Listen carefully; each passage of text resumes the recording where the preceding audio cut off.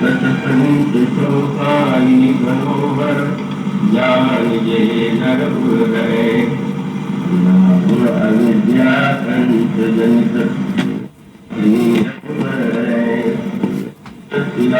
कृपा निधान अनाथ पर सिद्धो निर्वाण प्रदर्शमान को जाति कृपालवलेशते पायो परम विश्राम राम सवान ब्रह्मनाही कहूँ समदीनन दीन हित तुम सवान रघुवीर असविचार रघुवंशम हरम विषम गौरीर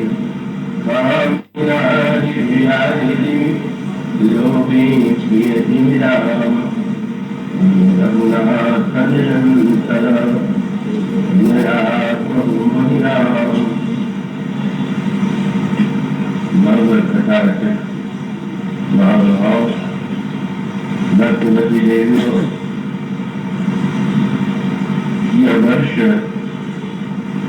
गोस्वामी जी महाराज के पंचशती का वर्ष है।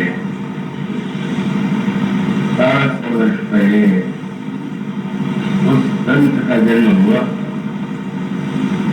जो आज भी अपनी दिव्य रचना के माध्यम से जन जन के हृदय में विराजमान। तो इसलिए इस प्रसंग वर्ष के जितने भी कार्यक्रम अन्यत्र हो रहे हैं, सर्वत्र गोस्वामी जी की जो भावना है उसी को केंद्र बना करके प्रवचन माला रखी जा रही है। इसी क्रम में यहाँ पर भी अभी आपके सामने जो पंक्तियाँ पढ़ी ये पंक्तियाँ गोस्वामी जी श्री रामचरित मानस की रचना पूरी कर लेते हैं। तो इन क्षणों में अपने हृदय के भाव, अपने हृदय के उद्गार, अपने अंतःकरण की विनम्रता और दीनता को तोड़ करके रखे थे। वस्तुतः जिनकी हम पंचशती मना रहे हैं, जन्म के समय उस बालक के साधारण बाजे भी नहीं। गोस्वामी जी स्वयं सुन करके कहते हैं कि जाओ कुल मंगल, बधाओ न बधाओ कछु, भव प्रताप पाप जन्मी जनक के। मेरे जन्म से तो किसी को प्रसन्नता ही नहीं हुई और पिताजी को भी मन में परिताप का होगा। तो वस्तुतः गोस्वामी जी महाराज आज भी यदि इस दैन्य अपमान और अनादर के पश्चात इतने महान संत के रूप में, भक्त के रूप में चाहे भारत में वंदनीय हुए, आज भी वे वंदनीय है, उसका रहस्य है।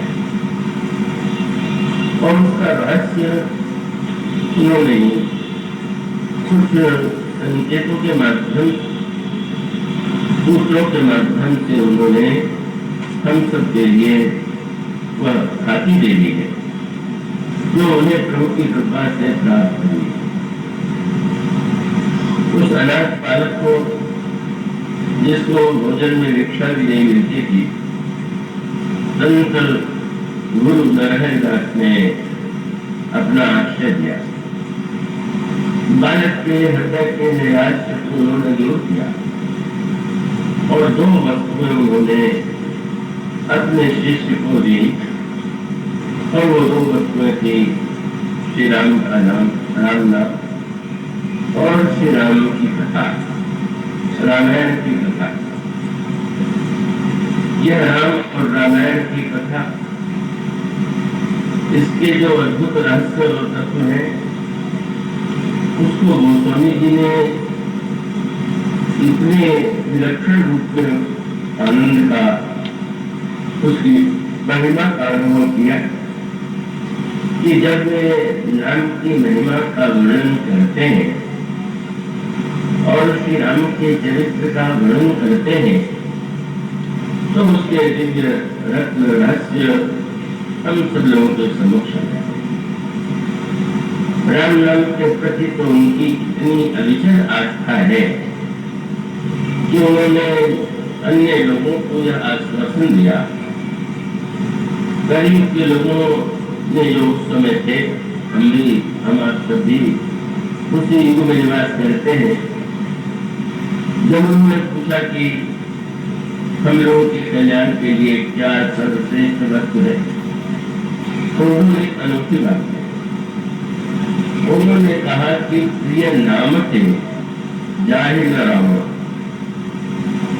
श्री राम के नाम की तुलना में जो उससे राम भी प्रिय, पर यूँ कहे कि वे कहते हैं कि श्री राम की अपेक्षा भी जो नाम से अधिक प्रेम करते हैं। ताको भलो कठिन कलिकाल आज मध्य परिणाम। ये जो आश्वासन देते हैं, उन्होंने ये घोषणा किया कि मैं ये कह सकता हूँ कि उस व्यक्ति का कल्याण आज में भी होगा, मध्य में भी होगा और अंत में। राम नाम के प्रति जो उनकी आस्था है, जब राम नाम की महिमा को वे यह कह करके अद्भुत रूप से प्रस्तुत करते हैं कि कहूँ कहाँ लगी नाम बढ़ाई, राम सतही नाम गुण गाई। स्वयं भगवान श्री राम भी अपने नाम के गुणों का गायन पूरी तरह से। तो इसके पीछे आप नाम की विलक्षणता यही है, या बहुत सरल अर्थों में भी नाम का आनंद पा सकते हैं। जब ये कहते हैं कि ये तो रा और माँ, मेरे तो माता और पिता हैं और मैं तो बच्चे की तरह पुकार रहा हूँ, तो उनके उस पंक्ति की सार्थकता नहीं लगती है।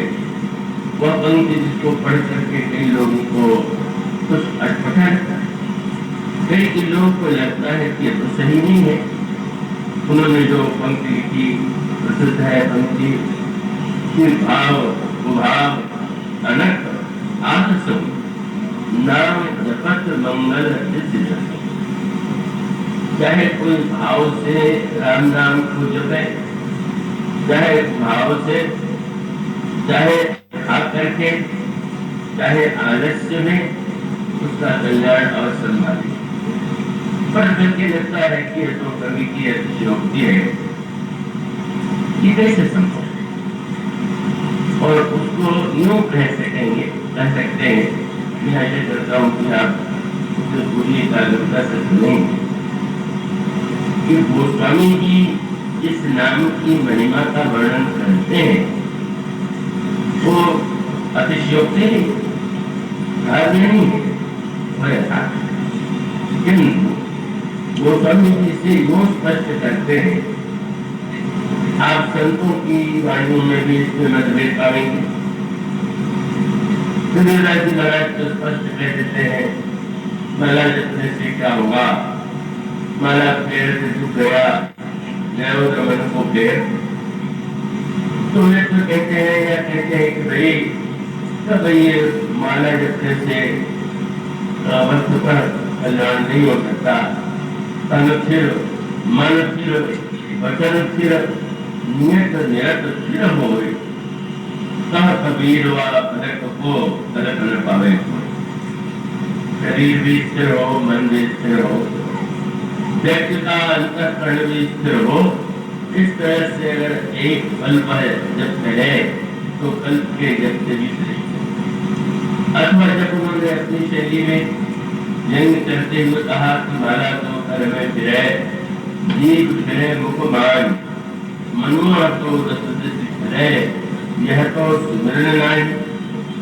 तो ऐसा लगता है कि यह तो दोनों की बातें परस्पर विरोधी है। एक का आग्रह है कि नाम का जप चाहे जैसे करें, और दूसरे का आग्रह है कि नहीं, बिल्कुल एकाग्र मन से अंतःकरण को शुद्ध करके स्थिर भाव से नाम का जप करना चाहिए। और इसका उत्तर ये कि दोनों ही अपने स्थान पर सत्य है। ऐसा नहीं है कि इसमें वो स्वामी जी की बात सही है और कबीर दास जी की सही नहीं है, या कबीर दास जी की सही है, तुलसीदास जी की सही है। और उसको दृष्टांत के रूप में यूं समझने की चेष्टा करें, वो स्वामी जी ने इस बात पर बड़ा बल दिया।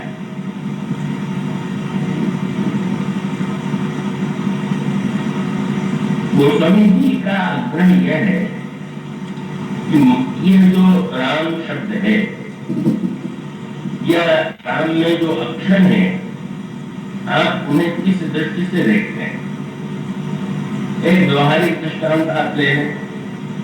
एक विद्यार्थी विद्यालय में शिक्षा प्राप्त करने के लिए जाता है और व्याकरण पढ़ाने वाला अध्यापक तभी वह परीक्षा में उसे उत्तीर्ण करेगा जब वो शुद्ध शुद्ध उच्चारण करे। अगर अशुद्ध उच्चारण है तो वो अनुत्तीर्ण करेगा। और शुद्ध शुद्ध उच्चारण करने के साथ साथ उसको व्याकरण के नियमों का ज्ञान हो और व्याकरण के सूत्रों के द्वारा उस शब्द को का जो तात्पर्य है रूप है उसे समझ और व्याकरण की दृष्टि से उस नाम का जो तात्पर्य है उसे ठीक ठीक बता सकते कह सकते हैं। किंतु यह व्याकरण की पाठशाला का सत्य है, छोटे बालक के घर का सत्य बिल्कुल नहीं। एक नन्हा बालक जब माँ से कुछ बोलता है तो माँ व्याकरण के नियमों पर उसको कस कर नहीं देती। शायद माँ ऐसी भी हो तो स्वयं उस बेचारी को व्याकरण शास्त्र का उतना ज्ञान हो। उसके वह जब बच्चे की भाषा सुनती है, बच्चे बोल रहा उनकी वाणी में तो लफन होता है, उच्चारण भी अशुद्ध हो रहा है। कोई वस्तु है और उस वस्तु का नाम जो ले रहे हैं वो उस अर्थ वाला नहीं। लेकिन माँ और बालक के संबंध का यह विलक्षण स्वरूप है कि माँ बालक के शब्द की रचना व्याकरण की कसौटी पर नहीं, वो तो उसका नाता है, वात्सल्य है, स्वभाव। तो कबीरदास जी का सत्य व्याकरण की पाठशाला का सत्य और तुलसीदास जी का सत्य जो है माँ और बच्चे के बीच का सत्य। अब आप ये न कर दीजिएगा कि हम तो अच्छे रहेंगे तुलसीदास जी वाले। तुलसीदास वाले आप कब हो सकेंगे जब वह व्यक्ति आप में हो। वो ऐसा विश्वास जैसा एक बच्चे का अपने माँ के प्रति होता है, माँ और बच्चे के बीच में जो अनोखा नाता है, उस प्रकार का नाता आपका नाम से बन गया है तो कोई संदेह नहीं कि वही सत्य है जो वो कभी देखा। क्या बच्चे को आपने कभी देखा उसने यह निर्णय किया हो कि हम सोते उठे हैं आदर्श में माँ का नाम नहीं लेना चाहिए? क्या आपने नहीं देखा कि बालक को माँ कोई वस्तु देने में जरा सी देर कर दे तो क्या वो अनखा करके माँ से उलझ नहीं पड़ता? और कभी उसे इतना भी क्रोध आ जाता है तो माँ से कहता है कि तू तो मुझसे प्रेम ही नहीं करती, मेरा ध्यान ही तुम्हें नहीं। वह बालक अनखा के भी बोलता है, भाव से भी बोलता है, स्वभाव से भी बोलता है। और कितना प्यार करती है माँ कि बालक चाहे जिस स्थिति में हो, चाहे जिस रूप में पुकारे, वो उसे आकर के गोद में उठा ले। इसलिए मानो गोस्वामी जी ने यह स्पष्ट करने का प्रयास किया और उसे समझ लेना चाहिए। और उसका अभिप्राय है कि पहले हम स्वयं अपनी ओर देखें। अपनी ओर देखने का तात्पर्य है कि हमारे अंतःकरण के जो संस्कार है, परिवार का संस्कार, समाज का संस्कार या किसी संप्रदाय में अगर आपने दीक्षा दी है उसका संस्कार, तो स्वाभाविक रूप से जब कोई संस्कार आपके हृदय में गहराई से बैठा हुआ है तो उस संस्कार के विरुद्ध जो है जब आप कोई कार्य करते हैं तो आपके मन में स्वयं एक द्वंद्व, एक उलझन से बन जाती है, ठीक है कि नहीं ठीक है। इसलिए मुख्य सूत्र यही है कि वो स्वामी जी ने नाम महिमा के प्रसंग में बताया। उन्होंने कहा यह नाम जो है वो तो प्रत्येक युग में और प्रत्येक प्रकार के साधक के लिए, प्रत्येक प्रकार के व्यक्ति के लिए कल्याणकारी है। अब यह उस पर निर्भर है कि उसके संस्कार, उसके अंतःकरण के भाव किस संस्कार से प्रेरित, और इसी दृष्टि से गोस्वामी जी अनेक दृष्टांत देते, और अनेक दृष्टांत देने का अर्थ ये है कि हम स्वयं यह सही अर्थों समझने की चेष्टा करें कि हम किस भूमि में, अब स्नान करके जब करना चाहिए कि नहीं करना चाहिए, इसका क्या होता है। एक व्यक्ति कहेगा कि बिना स्नान किए तो जब करना ठीक नहीं, और एक व्यक्ति कहेगा कि स्नान करने की क्या आवश्यकता है, दोनों की। और उसका उत्तर ये है कि आपके संस्कार में अगर यह दृढ़ निश्चय बन गया है कि बिना स्नान के शरीर शुद्ध नहीं होता, पवित्र नहीं होता, भगवान का नाम नहीं लेना चाहिए, तो आप नहा के लीजिए। आप बिना नहाए लेंगे तो स्वयं आपको घबराहट होती रहेगी, अरे मैं बिना नहाए ले रहा हूँ, कहीं भगवान नाराज तो नहीं होते। वो नाराज नहीं होंगे पर आपका मन तो दुखी हो ही जाएगा, आपका मन तो संशयग्रस्त हो ही जाएगा। बड़ा बड़ा प्रसंग आता है मानस में, भगवान राम जनक नंदिनी सीता के वियोग में रुदन की लीला करते हुए चारों ओर लता वृक्षों से प्रिया सीता का पता पूछते हैं, बड़े व्याकुल है और आंखों में रस प्रवाह हो रहा है। और उसके पश्चात गोस्वामी जी ने श्री राम का एक दूसरा प्रस्तुत किया, एक वृक्ष, उस सरोवर के नीचे बड़ा छायादार वृक्ष है, भगवान राम लक्ष्मण के साथ बैठे, और उस समय गोस्वामी जी ने विलक्षण शब्द लिख दिया, क्या बोले, बैठे परम प्रसन्न कृपाला। भगवान राम बहुत प्रसन्न तो रो रहे थे, प्रसन्न कैसे हो गए। और उसको आप अगर लीला के संदर्भ में विचार करके देखें, गिरजा स्नो राम की लीला, लीला माने नाटक में जब कोई अभिनेता मंच पर कोई अभिनय करता है तो उसे लीला कहते हैं, नाटक में केवल अभिनय कहते हैं, और ईश्वर के संबंध में लीला कहते हैं। तो भगवान श्री राम जब विलाप करते तो विलाप तो उनकी लीला, और इसीलिए शंकर जी पार्वती जी को सावधान करते हैं, उस लीला को अगर तुम चरित्र के रूप में देखोगे, सामने जो सामने वाला तो वो मानो संकेत करते हैं कि इसके द्वारा तुम श्री राम के चरित्र को किस रूप में लोग देख लेना तो बड़े कामी है, या अमृत के पीछे भागे तो बड़े लोभी है, इसलिए आप कहते गिरजा सुनो राम की लीला। भगवान राम करने क्यों एक अभिनेता रंगमंच पर रो रहा, और वो इतना एक सक्षम अभिनय करे कि दर्शक जो है उनकी आंखों में भी आंसू आ जाता है, रो लेते हैं। वो अभिनय करने वाला अभिनेता भी रो रहा, दर्शक भी रो रहे, पर्दा गिर गया। अकेले में जब वो अपने मित्र के साथ बैठेगा तो खूब प्रसन्न होगा, क्या बढ़िया अभिनय किया, तो सबको रुला दिया, हमको रोए हुए कुछ नहीं। बैठे परम प्रसन्न कृपाल है, तो जिस समय भगवान राम विराहत करने लगे और उस समय लोग कभी भय चराचर जीव दुखाए, और ऐसा था कि दुखी नहीं हो गया। और उस नाटक में जब भगवान ने देखा कि कोई दर्शक नहीं है, केवल लक्ष्मण ही है, तो बैठे परम प्रसन्न कृपाला, कहा था अनुज सन कथा रहा, बड़ी मीठी कोई कथा सुना रहे हैं तो बड़े प्रसन्न है।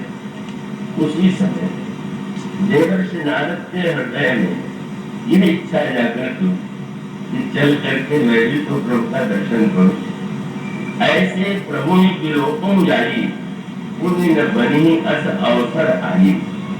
भगवान को अनेक रूपों में मैंने देखा है, पर इस रूप में कभी नहीं देखा। जरा उस रूप में पूजा के देखे।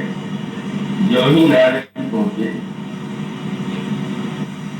भगवान के संदर्भ में गोस्वामी जी ने कहा, एक तो मैं अनुरोध करूंगा प्रबंधकों को ध्यान रखें कि जो लोग बार बार इधर से उधर सामने से आते हैं वो ऐसी चेष्टा न करें, उसमें यह बर्दाश्त करें। गोस्वामी जी ने लिखा, बैठे परम प्रसन्न कृपाला नारद जी आगे देखने, और गोस्वामी जी ने शब्द बिल्कुल बदल दिया। दयावंत भगवंत ही देखी। नारद जी को दिखाई पड़ा भगवान का बड़े दुखी, और जब भगवान को उन्होंने दुखी देखा तो उसका प्रभाव किस पर पड़ा? नारद जी के हृदय पर। क्या? दयावंत भगवंत ही देखी। नारद बड़े दुखी हो गए। क्यों दुखी हो गए? देखो तो मैंने प्रभु को श्राप दे दिया कि आपने मेरा विवाह नहीं होने दिया है, तो आपको भी पत्नी के वियोग में दुखी होना पड़ेगा। देखो मैंने कितना बुरा किया। भगवान मेरे शाप के कारण कितने दुखी हो रहे हैं। दयावंत भगवंत ही देखी। नारद देखी। मोर शाप कर अंगीकारा। सात राम नाना दुख भारा। कितना दुख प्रभु को हो रहा, कैसे उदास, कैसे आंसू है। मैंने कितना बुरा किया। सोचने लगे अपराध को दूर पर क्या करे, जिससे प्रभु कहीं ऐसा न हो कि मुझे देख करके क्रोध आ जाए कि तुम्ही ने मेरी रक्षा की है, तुमने ये इस तरह से मुझे कष्ट पहुंचाया। तो सोचने लगे क्या करें, तो भगवान की स्तुति करें, उनके गुणों का गायन करें। तो स्वामी नित्यानंद जी भगवान के बड़े भाव भरे स्वर में, शब्दों में स्तुति करने लगे, प्रशंसा करने लगे। नारद जी जब प्रशंसा स्तुति करते थे और देखा भगवान को, तो नारद जी को लगा भगवान प्रसन्न हो गए। गोस्वामी ने लिखा कि नाना विधि विनती करी। गोस्वामी जी का जो शब्द है वो साधारण कवियों की तरह सुगंधी नहीं, ये नहीं कहा भगवान प्रसन्न हो गए। नाना विधि विनती करी, प्रभु प्रसन्न जिए जान। नारद जी ने स्तुति किया और उनको लगा कि भगवान प्रसन्न हो गए। भगवान पहले भी प्रसन्न थे, प्रसन्न नहीं परम प्रसन्न थे। परम प्रसन्न को देख के लगा भगवान दुखी। स्तुति के बाद लगा भगवान प्रसन्न हो गए। स्तुति और निंदा से भगवान पर प्रभाव नहीं पड़ता, पर आपके हृदय में संतोष होता है। आपको लगता है कि भगवान मेरी स्तुति सुन करके बड़े प्रसन्न हो गए। संसार में हम देखते हैं किसी की स्तुति करे, प्रशंसा करे तो प्रसन्न हो जाता है। तो हम लोग ये समझते हैं कि भगवान की प्रशंसा करे तो भगवान प्रसन्न नहीं हो। सोचिए, सत्य तो नहीं। भगवान की प्रशंसा तो कोई कर ही नहीं सकता। प्रशंसा का अर्थ यह है कि आप किसी में जो विशेषता है उसको बढ़ा करके कहे तो प्रशंसा, और किसी में जो विशेषता है उसको घटा के कहे तो निंदा बनी है। तो भगवान के विषय में आप क्या बढ़ा के कुछ कर सकते हैं क्या? अनंत गुण, अनंत शील, अनंत सर्वस्व के स्वामी प्रभु, उनकी प्रशंसा जब हम करते हैं तो सत्य तो ये है कि होती वो निंदा है, लेकिन हम कैसे आनंद लेते हैं? आनंद लेने की बात नहीं। वस्तुतः किसी जीव में कोई सामर्थ्य नहीं, वो शब्द की सीमा में ईश्वर को लाने की चेष्टा करके अपनी ओर से चाहे जितना विशेषण देखा जाए, पर वो विशेषण तो कुछ नहीं है उसके साथ। जब ये कहा जाए आप बहुत कहें तो अरे प्रसिद्ध संत समीकरण भारती जो है अनंतपुर ब्रह्मांड नायक, बड़ा ऊंचा शब्द हुआ। गोस्वामी जी के जो रोम रोम प्रति लागे कोटि ब्रह्मांड, एक एक रोम में जिसके करोड़ करोड़ ब्रह्मांड है। अब हम कहें कि अयोध्या के नरेश ये विश्व के स्वामी, तो ये तो उनकी महिमा को जैसे किसी करोड़पति से आप कहें कि आपको हजारों रुपए के स्वामी है तो आपको कहना देता है। पर भगवान सचमुच न उनको इस दुख की अपेक्षा है, लेकिन आनंद ले लेते हैं। इसके लिए गोस्वामी जी ने बहुत बहुत सुंदर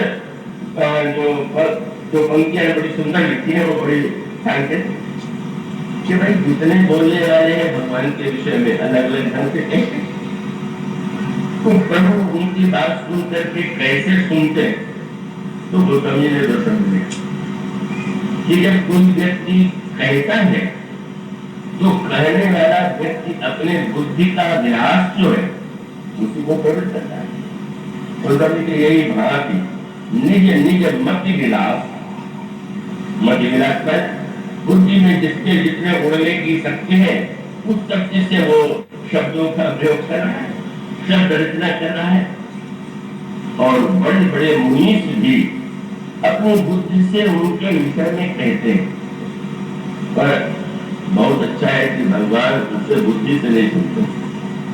अगर भगवान सुने तो बुद्धि का स्वभाव काटना, इसलिए जब किसी व्यक्ति के द्वारा कोई प्रशंसा मुनि चाहे करे और चाहे कोई साधारण व्यक्ति करे, जब कोई व्यक्ति करता है तो भगवान गोस्वामी जी ने कहा कि भांति निज निज मति विलास मुनि हरि बता नहीं, प्रभु भाव का प्रभु शब्दों पर ध्यान दें। उसने बुद्धि से कहा, उन्होंने भाव से सुना, और भाव से सुनने का अर्थ हुआ भाई ये प्रशंसा करना चाहता है, भावना तो इसकी अच्छी ही है। अब ऐसी परिस्थिति में बेचारे को अगर कोई बढ़िया शब्द नहीं मिला तो क्या हुआ। तो इसलिए प्रभु जो है उसका आनंद जो लेते हैं, जैसे एक नन्हा सा बच्चा, कभी बच्चे खिलौने ले आते हैं भोजन बनाने के, और बना करके अगर वो अपने नन्हे से चूल्हे पर स्वांग करे कि हलवा बनाना है, उसमें पतली पतली दो चार लकड़ियां डाल दें, कढ़ाई रख दें, और उस कढ़ाई में देहात के बच्ची के पास दूसरा साधन नहीं होता, मिट्टी डाल दें, और मिट्टी डाल करके वो बाहर से नकली कलछली बनाकर उससे चला दे, और उसके बाद पिताजी से कहे, पिताजी देखिए हलवा कैसा है, तो उदाहरण पिता ये नाटक तो करेगा कि हाँ मुंह से लगा देगा, वाह वाह ऐसा हलवा तो मैंने कभी खाया ही नहीं। जब पिता ये कहता है तो ये मिट्टी है झूठा बोलना ये नहीं है, बड़ा पसंद होता, वाह तो बहुत बढ़िया हलवा बना जाए। मानो भगवान जो है प्रसन्न हो जाते हैं, वो तो स्वतः भाव से ही प्रसन्न है, उनकी प्रसन्नता तो नित्य एक रस है। लेकिन जब कोई भाव से कोई बात कहता है तो प्रभु भाव राम परम कृपाल सुनि सुकुमार। और इसका मूल तत्व यह है कि भगवान की प्रसन्नता के लिए आवश्यकता इतना है कि आपको भगवान की प्रसन्नता की अनुभूति हो, आपको लगना चाहिए, आपको प्रतीक होना चाहिए कि ये करने से भगवान प्रसन्न होते हैं। आपको जितने से लगेगा कि भगवान इतने से प्रसन्न होते हैं, उतने से प्रसन्न होता है। अगर मन को ये लगता है कि 60-65 हजार वर्ष तक जब तक तपस्या नहीं करेंगे, जब तक अन्न फल जल सब नहीं छोड़ देंगे, तब तक प्रसन्न नहीं होंगे, तो उनको हजारों वर्ष बाद दर्शन। और ध्रुव के मन में अगर ऐसी बात नहीं है तो उनको 6 महीने में दर्शन दे देंगे। इसका मूल तथ्य यह है कि वस्तुतः साधना का एक ही केंद्र है कि आप कहाँ, आपकी शरीर के प्रति महत्वपूर्ण बुद्धि है, और किसी के कहने के धोखे में आके किसी ने कह दिया नहाने की क्या जरूरत, राम नाम ले लो, जब कर लो, तो आपको बड़ी हानि होगी। हानि भगवान नहीं करेंगे, नाम भगवान को नुकसान नहीं पहुंचाएंगे, पर आपको बार बार लगने लगेगा कि ये बात तो नहीं हो रहा। अभिप्राय है कि ऐसे व्यक्तियों को निश्चित रूप से स्नान करना चाहिए, शुद्ध वस्त्र पहनना चाहिए। उस समय जब वो जब करता है तो उसको लगता है जब जीव ठीक हो रहा है। और इसलिए गोस्वामी जी ने बार बार यह सूत्र दिया नाम की महिला के प्रसंग में।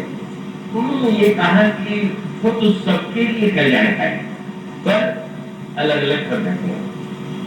जो धर्म प्रधान व्यक्ति है उसके जप में विधि की प्रधान, कैसा आसन, कैसा वस्त्र, कैसे स्नान करें, मंत्र बोल करके आसन को कैसे शुद्ध करें, यह सब परमावश्यक।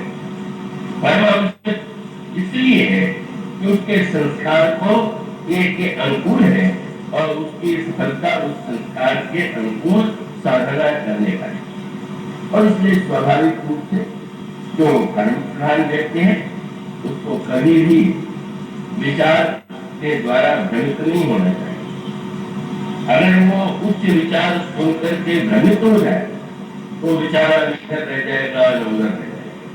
इसलिए भगवान ने अर्जुन से गीता में कहा कि अर्जुन ध्यान रखना चाहिए, न बुद्धि निरंजन अज्ञान, जो विचारे अज्ञान है और कर्म के प्रति जिनके मन में बहुत आसक्ति है उनको उनके विचारों के द्वारा उनकी बुद्धि को भ्रम में वृक्ष मत बनाओ। उनका अभिप्राय है कि वो विचारा उस सत्य को तो ग्रहण नहीं कर पाएगा, जो करता है उसे भी ठीक ढंग से करेगा नहीं। तो जिसके मन में स्वयं ये दुविधा है, आप कहीं रास्ते में चल रहे, आप एक दिशा में चल रहे हैं, किसी से रुक के पूछो भाई यही रास्ता है क्या, ठीक है, आप फिर चल पड़े। आपको संदेह हो गया कहीं गलत तो नहीं बता दिया, आप दूसरे से पूछते, कहीं दूसरा कहते कि नहीं नहीं ये तो सही नहीं, आपको तो घर जाना चाहिए, आप घर हो जाए। जिसकी यह दशा हो जाएगी वो व्यक्ति तो कहीं नहीं पहुंचे। इसलिए आप जहां भी हो उसके अनुकूल ही आपके लिए वो यथार्थ है और आपकी साधना का आधार वही होना चाहिए। और यही संकेत आपको इन विविध पात्रों के चरित्र में और जीवन में मिलेगा। अब ये कहते हैं कि वाल्मीकि के ने राम नाम के स्थान पर मरा मरा कहा, राम भाई मरा जपते बिगड़ी सुधरी कली कोकिल होगी, तो ब्राह्मण गोस्वामी जी ने कहा। और इसे सुन करके आदमी सोचते हैं कि राम के स्थान पर मरे हम भी जब करें हम भी वाल्मीकि हो जाएंगे। अगर आपने सचमुच मानने की भूल कर दिया तो आप वाल्मीकि तो बन नहीं पाएंगे। आपके मन में बार बार ये संस्कार आएगा कि तुम्हारा मरा करो। इसका अर्थ है कि कौन व्यक्ति जहाँ है उसके लिए नाम का वही अर्थ है, नाम का वही गुण। और इसलिए गोस्वामी जी ने अलग अलग व्यक्तियों के जो दृष्टांत दिए, उन्होंने ध्रुव का दृष्टांत दिया, गणेश जी का दृष्टांत दिया, शंकर जी का दृष्टांत दिया और अंत में अपना भी दृष्टांत दिया। तो गोस्वामी जी जो दृष्टांत देते हैं उन सबकी स्थितियां अलग अलग। भगवान शंकर जब नाम की दृष्टि से विचार करते हैं तो उनकी दृष्टि में वह नाम क्या, आप क्यों विचार करके देखें कि नाम को गोस्वामी जी ने भी स्पष्ट किया कि शंकर जी ने जब 100 करोड़ रामायणों का बंटवारा किया तो रामचरित सतकोटि लिया महेश दिए जा। उनसे पूछा गया कि आप रामायण में कौन सी रामायण लेंगे और किस प्रसंग को आपको बड़ा प्रिय, तो बस राम नाम, इस राम नाम को ही मुझे दे दी। तो राम नाम को दे दीजिए जब उन्होंने कहा तो उनकी दृष्टि क्या है, रामायण श्रेष्ठ की राम नाम श्रेष्ठ, रामायण का पाठ करें तो अधिक फल होगा कि राम का नाम का जप करें तो अधिक फल होगा। कई बार मुझसे लोग पूछा करते और उसका उत्तर तो वो आप इस पर आत्मचर्या, आप यदि यह उस स्थिति में है तो रामायण का पाठ करने में तो आपको प्रतिशत आनंद आएगा। उसमें घटनाएं होगी, कहीं हास्य है, कहीं करुणा है, कहीं श्रृंगार है, तो कहीं वीरता है और वो पूरे प्रसंग में आपका मन भी लगा रहेगा, रस भी आएगा, पूरा पाठ भी पूरा करेंगे। तो ऐसे व्यक्ति के लिए तो पाठ ही अधिक उपाधि है। लेकिन जब शंकर जी कहते ही हैं कि 100 करोड़ रामायण में राम नाम श्रेष्ठ है, अब आप जो कई बार पढ़ते होंगे पार्वती जी का यह नियम जो विष्णु सहस्त्र नाम का पाठ कर लेती है तब भोजन करती है। भगवान शंकर ने कभी नहीं रोका, नित्य ये नियम था। एक दिन अधिक विलंब हो गया और उसके बाद भगवान शंकर ने पार्वती जी से कहा कि पार्वती, सहस्त्र नाम के स्थान पर तुमको राम नाम ले लो, वो सहस्त्र नाम के पाठ से भी अधिक उसका महत्व है। कुछ लोग तो आपने भी सुना होगा, राम रामे रामे दी रमे रामे मनोरमे सहस्त्र नाम तत्तुल्यम राम नाम बड़ानंद। गौतम जी ने कहा पार्वती जी ने बस राम नाम लिया, शंकर जी के साथ भोजन के लिए बैठ गए। गौतम जी की है शिवबानी जब हरि को भूषण की कहा जाता है कि अर्धनारीश्वर शंकर जी है। आधा शरीर शंकर जी का, आधा पार्वती जी का, ये आधे आधे मिलकर के कब एक हुए। तो स्वामी जी इसी प्रसंग से जोड़ते हैं। जब तक वो सहस्त्र नाम का पाठ करके भोजन करती थी तब तक बहुत प्रेम करते थे, पर दोनों अलग है। पर दोनों उन्होंने राम नाम लिया और सहस्त्र नाम के पाठ की आवश्यकता उन्होंने नहीं समझी, तो भगवान ने उनको आधा देकर के मिला करके कर दिया। क्या इसका उसका सूत्र ये है, ये बात जो भगवान ने पार्वती जी से कही, पहले दिन ही विवाह होने के बाद कहते थे, पहले दिन कहते सहस्त्र नाम छोड़ो राम नाम लो, नित्य करती है और शंकर जी नित्य उसे होने देते। उसका मूल तत्व ये है कि किसी वस्तु को सुनना, समझना और उसका विश्वास उस पर होना एक बड़ी लंबी स्थिति। अनावसर पर अगर किसी व्यक्ति से बहुत अच्छी बात कह दी जाए तो उसे समझ नहीं आएगा, उन पर विश्वास नहीं करेगा। मानो चाहे वही सत्या तो मिलेगा। आप चित्र बात करेंगे, राम रक्षा स्तोत्र का पाठ तो आप में से बहुत लोग करते हो, बड़ा मंगलकारी स्तोत्र पाठ, पर उस स्तोत्र के अंत में भी वही श्लोक राम रामे रामे राम रमे राम मनोरमे, क्या तत्व है। भगवान शंकर जो है मान के चलते कि पार्वती जी को विष्णु सहस्त्र नाम की महिमा का किसी ने महात्मा ने उपदेश दिया है और वो पाठ करती है तो पाठ करने के लगते, पर उन्होंने उचित अवसर सुना। एक अवसर जब ऐसा आया कि आज पार्वती शायद मेरी बात को समझने और ग्रहण करने होंगे, तो तुरंत उन्होंने राम नाम की महिमा बता दिया। इसका अर्थ है कोई उपदेश जो है जब तक कोई व्यक्ति उसका अधिकारी नहीं है उसके लिए कल्याणकारी है। बस शंकर जी ने कहा अभी तक हम दोनों पति पर पति पत्नी नहीं, अब हम दोनों एक हो गए। इसीलिए रामायण में भी गोस्वामी जी ने कहा एक बार जब शंकर जी पार्वती जी को कथा सुना रहे थे तो उनके मुख से शब्द निकल गया धन्य सती, धन्य हो सती। पार्वती जी के बार घबरा रही, मेरे गुरुजनों का नाम क्यों ले रहे हैं, कुछ रोधा लिखा है क्या, मुझ पर जंग कर रहे हैं क्या। सती नाम से तो बहुत सी हमसे दूरियां थी। पर शंकर जी ने आगे व्याख्या करते हुए कहा कि संसार की दृष्टि में तुम पूर्व जन्म में सती और उस अर्थ में सती थी। पति के प्रति जो प्रेम होना चाहिए वो तुम्हें था, पति के चरणों में जो अनुराग होना चाहिए था वो तुम्हें था। और लोगों ने कहा कि ये सती, लेकिन लोगों ने कहा सम्मान क्या थी, पर मुझे तो लगता है कि ये शब्द जो है आज सत्य मेरा ज्ञान कर मुझे पड़ गया। अब शंकर जी जो बात कहते हैं वो सती धर्म की साधारण परिभाषा से बोले, सती वह है तो मन वचन कर्म से केवल पति की आराधना करती है। तो एक ही धर्म एक व्रत नेम काय वचन मन प्रतिपद प्रेम। शंकर जी परिभाषा बदल रहे हैं, धन्य सती पावन मति तोड़ी क्यों, रघुपत की चरण प्रीति नहीं छोड़ी। तुम्हारा श्री राम के चरणों में बहुत अनुराग है इसलिए तुम सती। बात अटपटी लगती पर गहराई क्या है, ठीक है मन वचन कर्म से तुम मेरे चरणों में और मेरा मन निरंतर भगवान राम के चरणों में, तो दूरी तो बढ़ेगी। श्री राम के चरणों में मेरा मन और आज तुम्हारा मन भी, तो हम दोनों वही मिल गए। मिलन तो तब हुआ जहाँ मेरा मन है वही तुम्हारा मन है।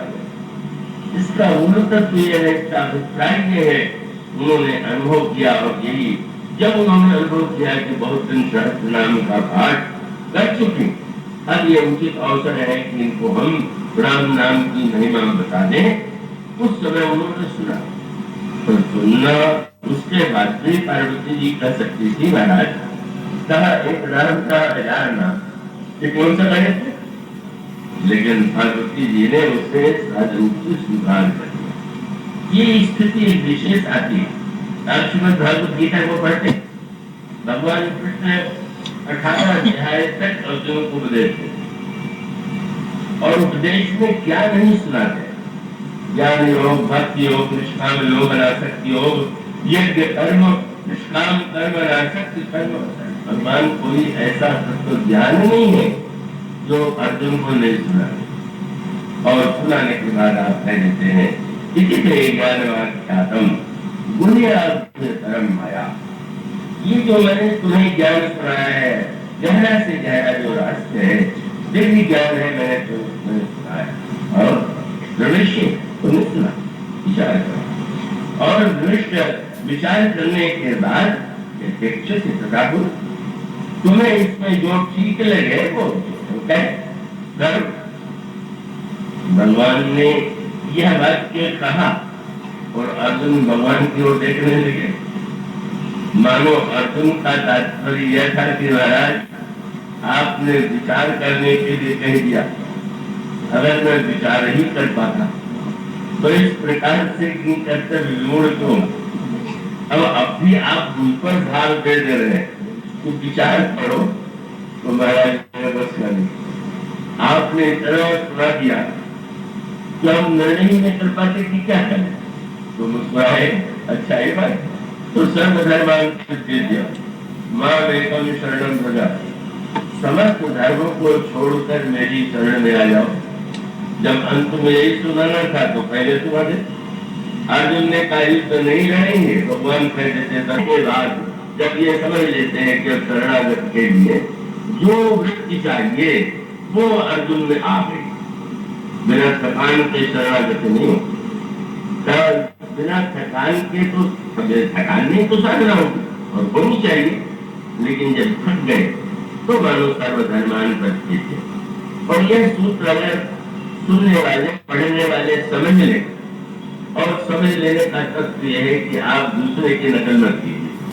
दूसरा क्या कहता है, क्या करता है वो सच है, लेकिन आपके लिए क्या ठीक है, या आपके सद्गुण में नहीं करें, या आप में धर्म अगर आग्रह है तो आप नहीं करें। इसलिए गोस्वामी जी कहते हैं कि यह जो नाम का तत्व है, वो नाम का तत्व सबके अंतःकरण में समान रूप से एक जैसा नहीं रहता है, और वो नाम का वो जो दिव्य रूप है, नाम का जो रहस्य है, उचित समय पर उचित मात्रा में व्यक्ति के सामने प्रकट था। इसलिए गोस्वामी जी ने शंकर और पार्वती जी का प्रसंग भी सुना दिया। उसके पश्चात गोस्वामी जी ने गणेश जी का दृष्टांत दे दिया। गणेश मूर्तिमान विवेक के देता, शंकर जी का नाम ले लिया। शंकर जी मूर्तिमान विश्वास, ध्रुव है वो सकामता से की भावना देकर के जिसको विमाता ने तिरस्कार किया है, पिता की गोद से उतार दिया है, उस अपमान से उससे पीड़ित होकर के जो वन में जाते हैं, सबका नाम तुलसीदास जी ने लिखा। पर लिखते हुए वो अंतर बताते हैं। विश्वास के द्वारा जब राम नाम का जप तो सबसे बड़े जानने वो कबीर नाम प्रभाव जान शिवनी को कालकूट फल दीन आमी। जहर लाया गया जिससे संसार जल रहा था, और उस विष की ज्वाला से व्याकुल होकर के जब देवताओं ने भगवान से कहा कि आपने तो कहा था कि समुद्र से अमृत निकलेगा, क्या यही अमृत? भगवान ने कहा बाद में निकले, मैंने के बाद बचेगा तब न अमृत पिएगा। तो आपने कहा अच्छा एक कार्य करो, इस विश्व को शंकर जी की ने और देवताओं ने जाकर के शंकर जी से कहा। अब विश्वास का वह रूप आप देखें, विश्वास की पराकाष्ठा। जब देवताओं ने ये कहा कि आप विष पी ले, जल आया था, तो भगवान शंकर ने पहला प्रश्न पूछा, किसने भेजा है तुम्हें? देवताओं ने कहा विष्णु भगवान। नारद जी ने तो भगवान की बड़ी आलोचना करी, खोटी सुनाई, कितने स्वार्थी हो। लक्ष्मी जी निकली तो स्वयं कौतुक मणि तो गले में पहन दिया, जल निकला तो कह दिया शंकर जी को पिला दो।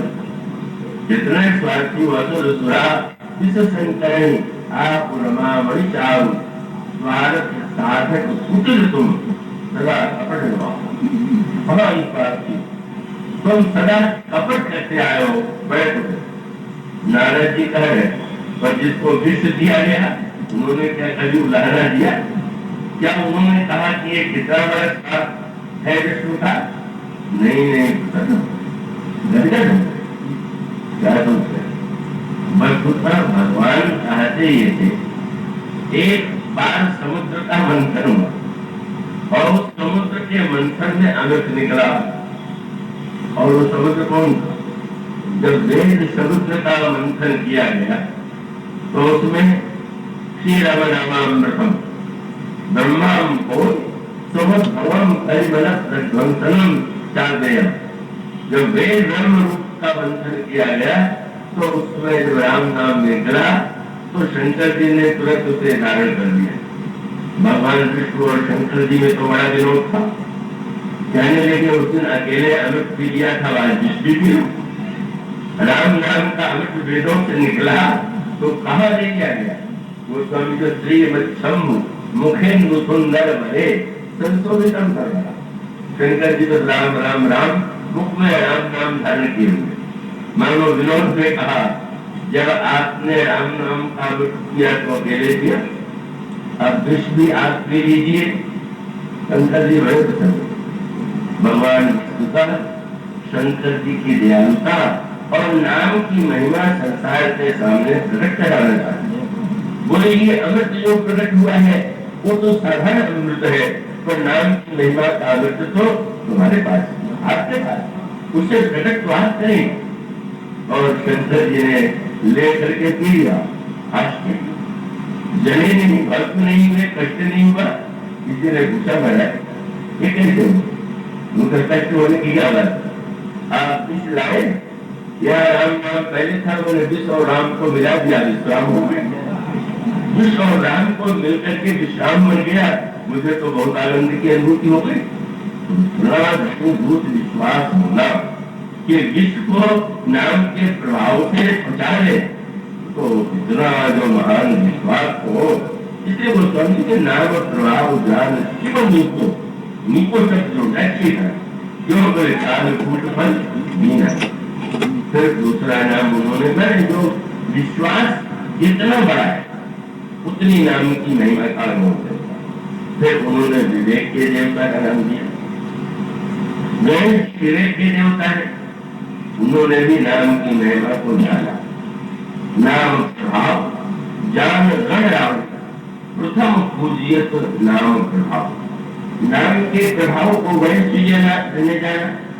कृष्ण कथा के सारे देवताओं में सबसे पहले पूजा किसकी की जाए? तो सबसे पूजा किसकी की जाए? तो सभी लेकिन भगवान शंकर ने एक सूत्र दिया कि ब्रह्मांड की परिक्रमा में सबसे पहले करके आएगा वही हम पूजा का अधिकारी बनेगा। सारे देवता अपने अपने वाहनों पर, कोई उड़ चला, कोई बड़े चला, पर आश्चर्य देवताओं की को तब हुआ जब सबसे अंत में गणेश जी को नंदे सूर्य पर बैठे हुए चल पड़े। देवताओं की स्थितियों से नहीं रहा गया। महाराज लोग कहते हैं कि आप बुद्धिमानों की शिरोमणि है। अरे बुद्धि का प्रयोग तो कीजिए। ब्रह्मांड कितना लंबा चौड़ा है, सूर्य की चाल कितनी है, गणित कर लीजिए कि कितने देर में पहुंचे। आप कभी पहुंच सकते हैं? बस गणेश जी का एक बड़ा प्रयोग। उन्होंने कहा कि क्या कर्म तथा फल के लिए ही किया जाना चाहिए। प्रथम पूजा ही सब कुछ है तो नहीं है। यह तो एक निमित्त बन गया कि प्रथम पूजा उसे मिलेगी, और बड़ा सुंदर तर्क उन्होंने किया। अच्छा, तुम हमें कहती हो कि मेरे तुम्हें की चाहिए है, पर सारे देवताओं में एक ही तो पहुंचे और तो नहीं पहुंचेगा, तो उसी को जाना चाहिए और किसी को नहीं जाना चाहिए। तब व्यक्ति को कर्म के लिए तो सहज भाव से स्वभाव से ही कर्म करना चाहिए, वो उनका है। पर उनका वही जो उनके मन में विश्वास है, कर्मण्य वाली से उसके साकार रूप और अंतर दिखाई पड़ा। देवर्षि नारद संत है, ऐसे अवसरों को छोड़ते नहीं। उन्होंने कहा, देखे जरा देवताओं से मिले तो बीच में, अब नारद जी उधर से आए जो उनकी परिक्रमा, और वो देवता ने जो ही देखा ना डर गए। कई लोग के सत्संग कराने में तुम्हें काम, अरे अब इसलिए क्या करें, ऐसे सिर घुमा लो कि बाद में नारद पूछे भी कि मुझे देख के क्यों नहीं रुके, तो हम तो नहीं दे पाए। आप कुछ आप देखते क्या, सब सिर बचा के चले जा रहे हैं। और बहुत विलंब के बाद जब कहीं गणेश जी ने दूर से नारद जी को देखा तो सूर्य से उतर पड़े। पूछा नारद जी ने, कहाँ जा रहे?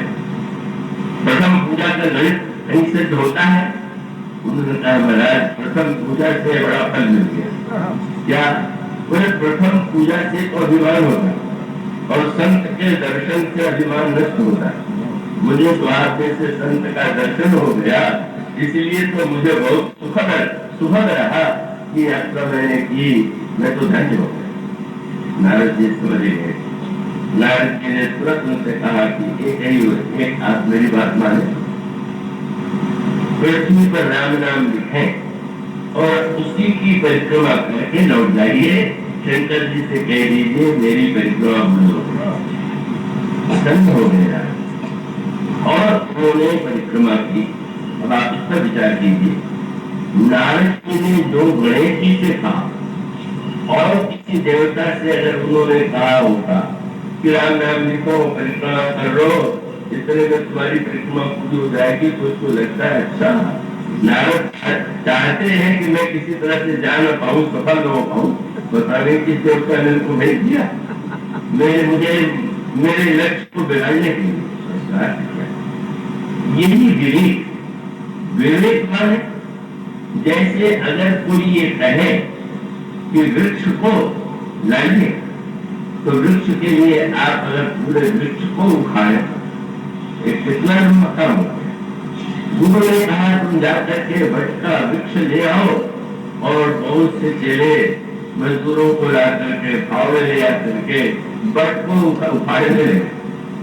पर एक शिष्य ऐसा था चला रहा। गुरु जी ने पूछा, नहीं तुम लाए? नहीं लाए, गुरु जी लाए। क्या लाए हो? बोले बट लाए। कहाँ है? मेरी मुट्ठी में। तो पागल हो गया, बट हम मुट्ठी में।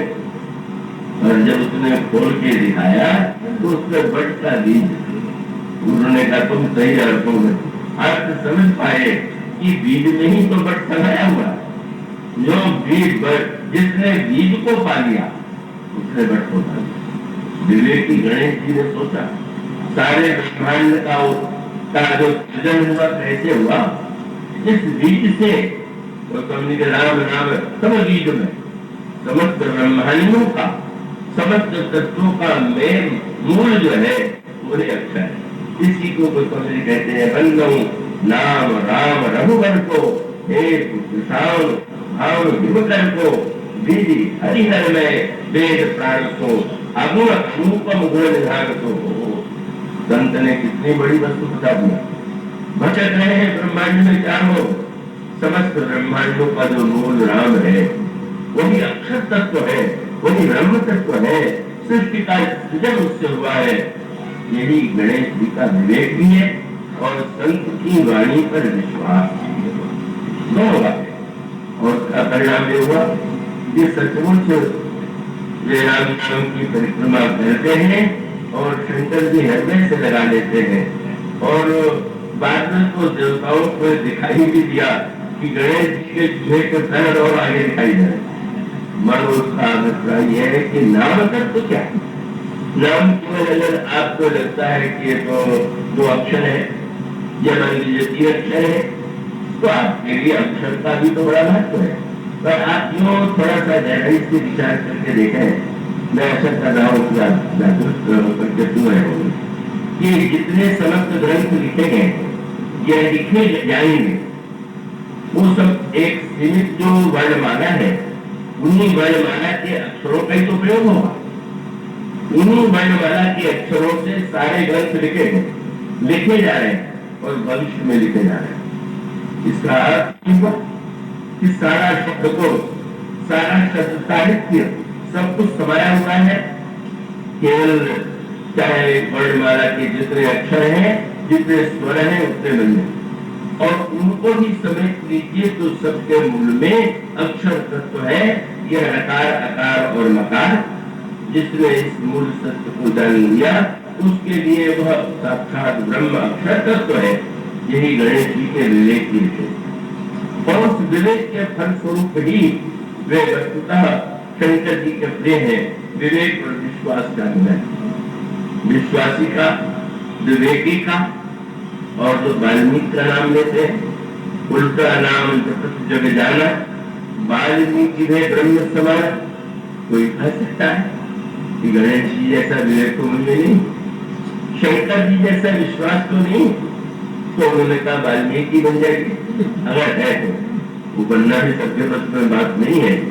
इसका अभिप्राय कि वाल्मीकि में यह सबसे बड़ी विशेषता है कि समस्त त्रुटियों का ज्ञान हो जाने पर अगर वो सीधे भी नहीं ले पाते हैं राम नाम, लोगों को ये देखा गया तो उनसे कह दिया जाए कि जब करो तो कहते हैं कि क्या बतावे, मन ही नहीं लगता, जब ही नहीं होता, जब वहां से वो नाम ही उच्चारण नहीं होता, जारी कितने लोग बताते।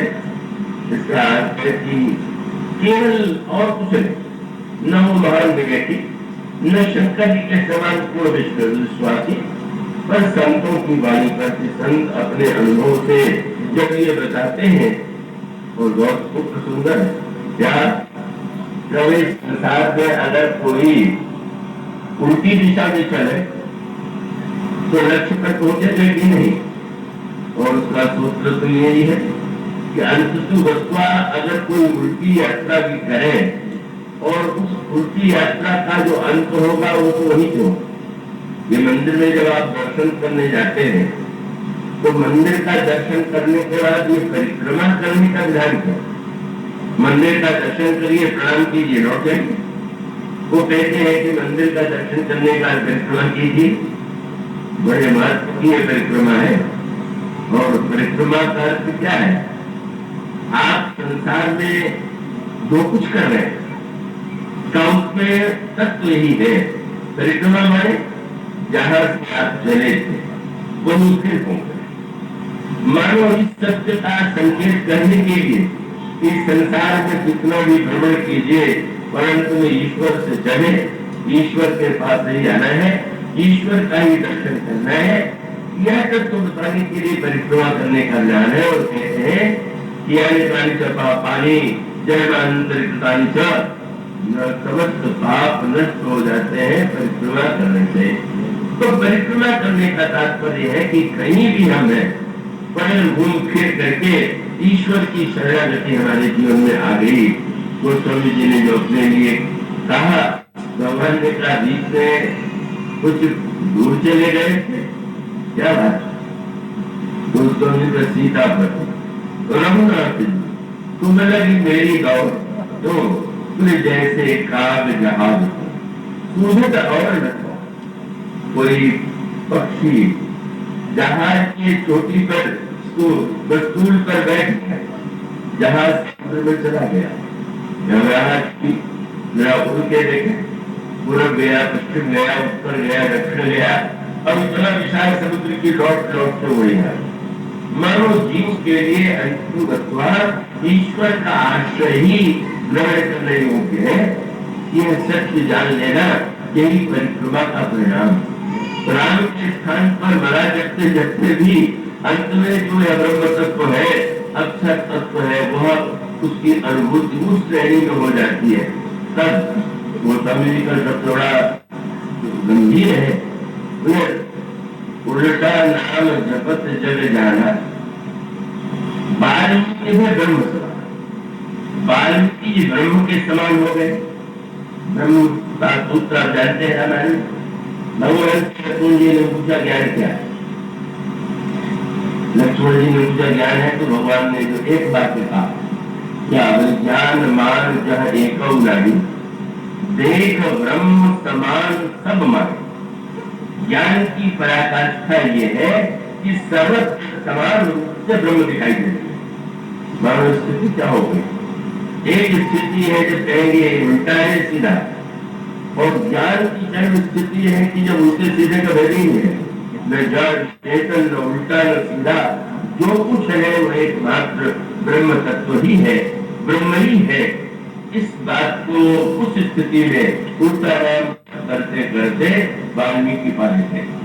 ध्रुव के मन में अगर कोई व्याकुलता है, कामना है, संस्कार है, क्योंकि उत्तानपाद की 2 पत्नियां हैं और उन 2 पत्नियों में सुरुचि और सुनीति। सुरुचि के गर्भ से जन्म हुआ, सुरुचि के गर्भ से जन्म दूसरे राजकुमार का, उत्तम कुमार का, और सुनीति के गर्भ से ध्रुव का जन्म हुआ।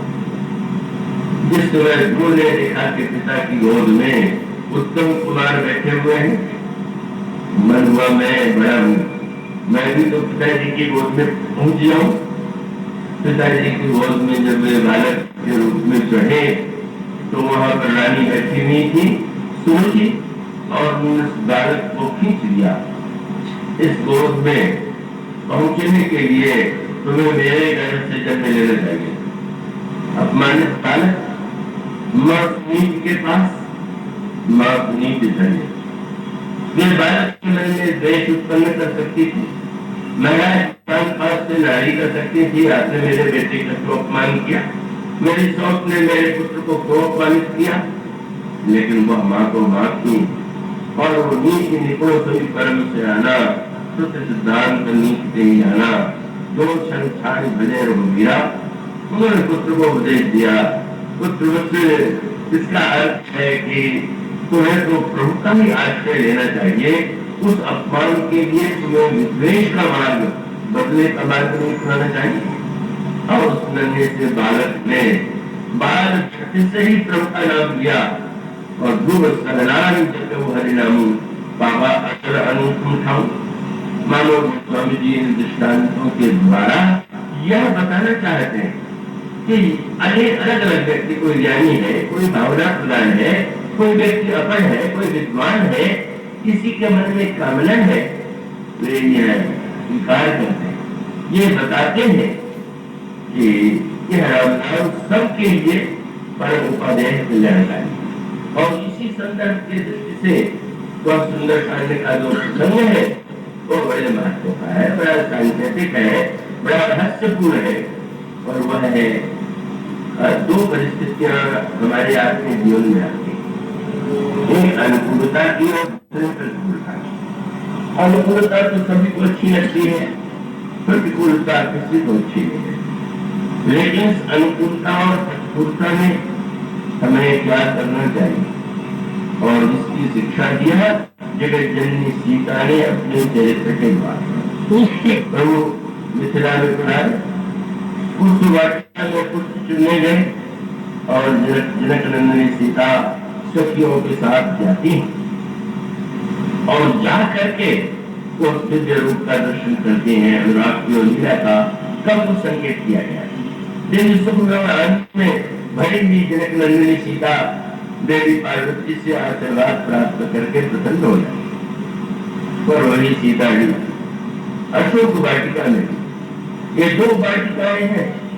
एक वाटिका ज्ञानी जनक की वाटिका है, और दूसरी वाटिका है मोह रूप रावण की वाटिका। रावण मूर्तिमान मोह है, मोह रूप रावण भी सीता जी को लंका में ले आता है, और ले आकर के अशोक वाटिका में बैठा देता है। उनके चारों ओर जो विकृत आकृति वाली घोर कर्कशा राक्षसियां हैं, उनको चारों ओर बैठा देता है। डराओ इसको, और ऐसा डराओ कि डर के मारे मुझे ये पति के रूप में स्वीकार कर। वह अनुकूलता की पराकाष्ठा, सौम्य सखी सब सुभग सयानी, ज्ञान गीत मनोहर वाली, और यह अनुकूलता की पराकाष्ठा क्या सीत प्राप्त दिखावनी धन रूप को। जब अनुकूलता हो तब क्या करें, प्रतिकूलता हो तब क्या करें। और स्वामी जी ने तो बड़ो चित्र हम सब लोगों के सामने रखे। और वो यही है कि सीता जी ने जिस समय श्री राम भद्र को देखा और देखने के बाद अपने ध्यान का आश्रय लिया। क्या लोचन मग रामन पुर आनी। ध्यान का अर्थ क्या, ध्यान क्यों किया जाता। आपका घर है, घर में अगर किवाड़ न हो तो घर की बड़ी बड़ी दीवारें क्या करेंगी, चाहे वो भीतर चला आवेगा, चाहे जो कुछ चुरा ले जाएगा, छीन ले जाएगा। इसलिए घर जब बनाते हैं तो उसमें किवाड़ आवश्यक है। ध्यान क्यों करना चाहिए, गोस्वामी जी कहते हैं ध्यान तो किवाड़ है। तो किवाड़ विशेषता, आपने किवाड़ खोल दिया, जिसको बुलाना चाहते हो भीतर आगे। आपने किवाड़ बंद कर लिया, जो चाहे हम नहीं चाहते कि वो कोई बाहर से बैठने जावे तो नहीं बैठेगा। गोस्वामी जी ने कहा कि हम लोग पूजा पाठ के साथ अगर ध्यान किया करें तो ध्यान क्या है, किवाड़। किवाड़ माने अब अगर अंतःकरण का भवन बहुत विशाल खुला हुआ है, मुसाफिर खाने कितने चाहे बच्चों जैसे चला रहा है, ध्यान करके निर्णय कर लिया कि बस इसको छोड़ करके किसी को नहीं आने देगा, और उसको छोड़ करके बस उसके लिए क्या करें। सीता जी ने जब श्री राम को देखा तो गोस्वामी जी ने कहा लोचन मग, मर्यादा की दृष्टि से श्री राम से वे वार्तालाप नहीं करती, लेकिन श्री राम को लिया कहा लोचन मग राम पूरा आनी। लोचन के मग से श्री राम को हृदय में ले आए। लेकिन उसके बाद स्वामी ने कबड़ी से बोले ले आई त्यानी की बात तुलसीदास जी ने कब दिया, तीनों पलक कपाट सयानी। पलकों का किवाड़ बंद कर दिया क्योंकि बड़ी सयानी मैंने निर्णय हो गया। अब श्री राम उन चारों हो रहे दिखाई नहीं है, अब इनको ले आए, इनको बाहर में नहीं निकलने देना है, बाहर किसी को भीतर नहीं आने देना है। यही ध्यान का उद्देश्य। और वो ध्यान का रस इतना दिव्य, इतना अद्भुत कि सखिया सीता जी से कहती है आपने दर्शन तो कर दिया, पार्वती जी का लगता है अब भी उनका ध्यान कर रही है। जरा राजकुमार को तो देखिए, ध्यान का है क्या, ध्यान मैंने भीतर भगवान को देखा, लेकिन बड़ी समस्या है भीतर दिखाई दे और बाहर ना दिखाई दे तो भी अधूरा, बाहर दिखाई दे भीतर ना दिखाई दे तो अधूरा कर। आनंद कब है कि नेत्र मूद लिया तो भगवान, और जब सखियों ने कहा कि नेत्र खोल करके देखिए तो सर्वमुख लोग रघु सिंह ने बाहर भी राम। बस ध्यान का फल ये है, बाहर से पहले भीतर है, और एक दशा ऐसी आएगी कि बाहर भीतर का वेद टूट जाएगा, भीतर भी वही दिखाई देंगे, और खुले नैन हरि रूप निहारू भाव करूं नहीं। यह स्थिति है आनंद तो। और जब प्रतिकूलता हो, जब विपत्ति हो, जब संकट हो, जब चारों ओर सब ऐसे दुर्वृत्त हम घेरे हुए हो, तब क्या करें। और तब का भी संकेत हुई जब हनुमान जी लौट करके आते तो श्री सीता जी के विषय में प्रभु ने पूछ लिया, हनुमान सीता जीवित तो है। प्रभु को संदेह है कि मेरे वियोग में प्राण का परित्याग उन्होंने न कर दिया, और साथ साथ सीता जी प्रभु से त्यागी चुकी थी कि अगर आप मुझे साथ नहीं ले चलेंगे तो मेरा प्राण तो आपके साथ जाएगा। आपने पूछा साथ तेरी भांति जानकी रहत करत रक्षा स्वप्राण। हनुमान उस प्रतिकूल लंका में सीता अपने प्राणों की रक्षा कैसे कर रही, तो उस वाटिका से एक वस्तु बढ़ा दी गई। और वो वस्तु क्या है? दीवार तो होना अच्छा है, दीवार मजबूत, ताला भी बहुत अच्छा हो, लेकिन बुद्धिमान व्यक्ति जानता है कि एक वस्तु और भी, और जिसके पास उपाय होता है तो वो व्यक्ति जो है पहरेदार रख लेता है शक्तिशाली, कि भाई जो ताला तोड़ ले, ताला तो कुछ नहीं बोल पावे, दीवार तोड़ दे तो दीवार नहीं बोल पाएगा, पर पहरेदार जब रहेगा शक्तिशाली होगा तो वो उससे आक्रमणकारी से रक्षा करेगा। तो हनुमान जी ने कहा महाराज श्री सीता जी ने का ऐसे तीन लक्ष्य कार्य किए कि प्राण निकलना भी चाहे और यमराज ले जाना भी चाहे तो संभव नहीं। तुझे नाम जीवन संगीत ध्यान तुम्हारे पास, ध्यान का द्वार भी बंद है, ताला भी बंद है। ताला क्या है? लोचन नीचे पद जंजित, सीता जी अपने चरणों की ओर देख रहे। ताला क्या है? ताला मेरे दो वस्तुओं को जोड़ दिया, अपने चरणों को क्यों देख रहे हैं? क्योंकि सीता जी के चरण में जो चिन्ह है, श्री राम के चरणों में भी वही चिन्ह दिखाई दे रहा है कि अपना चरण देख रहे, पर वो समझे का राम चरण वाली उनका ध्यान का द्वार बंद है, और उसके साथ साथ अपने चरणों में जो दृष्टि डाल करके एकाग्र है वह ताला बंद है। पर याद दिला दिया नाम पारू, महाराज राम नाम का पहरा बढ़ रहा।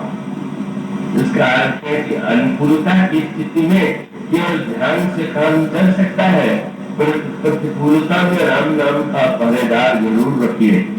राम नाम के बिना का आपका ध्यान कहाँ ध्यान रह पाओगे? तो उसका अर्थ है पहरेदार के रूप में नाम पारू। और हनुमान जी ने मानो हनुमान जी की विशेषता है कि किशोर जी के पास गए तो प्रभु का पक्ष लिया, और प्रभु के पास जाए तो किशोर जी का पक्ष लिया। प्राण जाए तो किस तरह से जाए? नाम का पहरा पड़ रहा। मनोरंजन था कि यमराज की तो बात क्या है, आप भी अगर चाहे तो प्राण नहीं जा सकता, क्योंकि राम से कहीं राम गुरु गए। और दूसरा संकेत ये था ताला टूट जाए तो कहीं ताला कमजोर, किवाड़ टूट जाए तो कहीं किवाड़ कमजोर था, पर पहरेदार के रहते चोरी हो जाए तो घर का स्वामी सबसे पहले पहरेदार छुट्टी करेगा, चले जाओ। तुम्हारे रहने से क्या नाम? बोले प्रभु आपका नाम तारा दे रहा है, अगर कहीं प्राण चला जाता तो राम नाम के पहरेदार को लोग छोड़ देते। जिस नाम ने सीता जी के प्राण को नहीं बचाया, हमारे क्या बचाएगा? इस तरह से मानो यह जो दिव्य का प्रतिकूलता में भी अनुकूलता में भी उस समय में राम राम रटू, राम राम जपू, राम राम रमू दिया, राम राम रटो, राम राम जपो, राम राम रमो, रम प्रिया खेल, आनंद हो तो राम नाम से खेल, और अगर शांत हो तो राम नाम जप, और अगर कोई दुख हो तो राम राम रट। रटना शब्द व्याकुलता में है। ये विधि कपट कुरंग संग धारी चले श्री राम, सोई छवि सीता राखूल, रटत रहत हरि नाम। प्रत्येक परिस्थिति में नाम से बढ़ करके कोई वस्तु है ही नहीं। पर अंत में गोस्वामी जी से किसी ने कहा ये सब तो इतिहास और पुराण की बातें हैं, इसका कोई और प्रमाण है? तुरंत उन्होंने कहा नाम राम को कल्प कर, कभी कल्याण निवास, श्री राम का नाम तो कल्पतम है। इस कलयुग में क्या दृष्टांत है?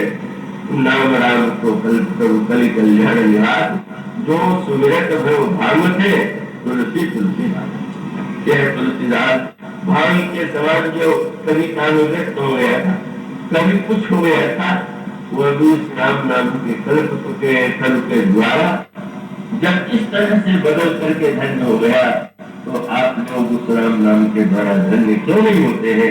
यह तो स्वामी जी का संदेश है। इसके बाद की चर्चा करो। बोलिए